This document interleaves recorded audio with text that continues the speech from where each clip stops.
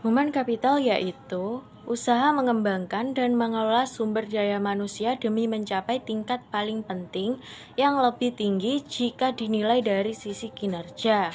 Bagaimana menjadikan manusia sebagai modal atau aset yang tak terwujud, karena sebagian besar organisasi bergantung pada kemampuan manusia untuk berinovasi dan merespon pasar yang berubah-ubah.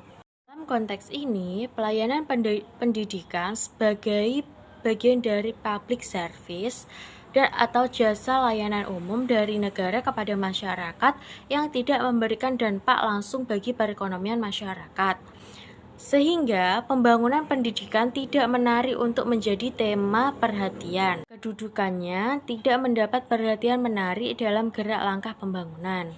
Cara pandangan ini sekarang sudah mulai tergusur sejalan dengan ditemukannya pemikiran dan bukti ilmiah akan peran dan fungsi vital pendidikan dalam memahami dan memosisikan manusia sebagai kekuatan utama sekaligus prasyarat bagi kemajuan pembangunan dalam sebagai sektor. Pentingnya human capital dalam pendidikan adalah sangat penting karena di era globalisasi yang sekarang ini, dunia kerja menuntut sumber daya manusia yang berkualitas. Oleh karena itu, dunia pendidikan mau tidak mau harus dapat menciptakan wadah baik dalam sarana dan prasarana maupun dalam bentuk pelatihan-pelatihan tenaga kerja. Konsep pendidikan sebagai sebuah investasi atau education as investment telah berkembang secara pesat dan semakin diyakini oleh negara bahwa pengembangan sektor pendidikan merupakan prasyarat kunci bagi pertumbuhan sektor pembangunan lainnya. Konsep tentang investasi sumber daya manusia atau human capital investment yang dapat menunjang pertumbuhan ekonomi atau economic growth sebenarnya telah mulai sejak zaman Adam Smith pada tahun 1776, Hendrik von Thunen pada tahun 1875, dan para teoritisi klasik lainnya sebelum abad ke-19 yang menekankan pentingnya investasi keterampilan manusia.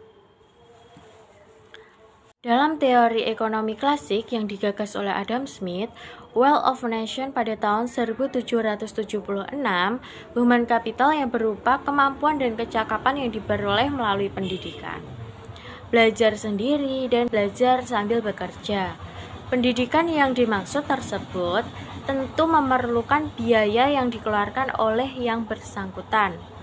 Perolehan keterampilan dan kemampuan akan menghasilkan tingkat balik atau rate of return yang sangat tinggi terhadap penghasilan seseorang berdasarkan pendekatan human capital. Tersebut terdapat hubungan linier antara investasi di bidang pendidikan dan produktivitas yang tinggi dan pendapatan yang tinggi atau higher productivity and higher earning. Manusia sebagai modal dasar yang diinvestasikan akan menghasilkan manusia terdidik yang produktif yang meningkatkan penghasilan sebagai akibat dari kualitas kerja yang ditampilkan oleh manusia terdidik tersebut. Terdapat 3 alasan untuk memprioritaskan pendidikan sebagai investasi jangka panjang.